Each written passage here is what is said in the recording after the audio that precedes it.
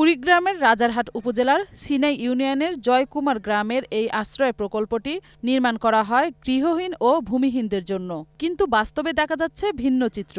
অনেক ঘরই এখন খালি পড়ে আছে, কোথাও ঝুলছে তালা, আবার কোথাও রাখা হয়েছে গরু। নিচু জমিতে ঘর নির্মাণ হওয়ায় সামান্য বৃষ্টিতে সৃষ্টি হয় জলাবদ্ধতা। এতে বসবাসকারীদের দুর্ভোগ চরমে। অযত্ন অবহেলায় ঘরের দরজা জানালা চুরিরও ঘটনা ঘটছে। 200 ঘর আছে, 200 ঘরের মধ্যে 60-70 ঘর মগরদের অবস্থানে আছে আর কি, আর বাকি 130 ঘর নাই। বাড়িগুলো আর মানুষ নেই। তা সরকারের কাছে আকুল আবেদন করব যে এখানে আশপাশে অনেক দরিদ্রহীন লোক আছে, তাদেরকে ঘরগুলো দেওয়ার জন্য। ভূমিহীনদের অনেকেই জীবিকার খোঁজে ঢাকা চলে গেছেন। স্থানীয় ইউপি চেয়ারম্যান বলছেন, সংস্কার করলে আবার ঘরগুলো বসবাস উপযোগী করা সম্ভব। আমরা যাদেরকে এই ঘরগুলো দিয়েছি তাদের কিছু কিছু লোক বাইরে থাকার কারণে ঘরের কিছু অংশ দেখা যায়, কিছু প্লাস্টার, কিছু মেঝে এটা নষ্ট হয়ে গেছে।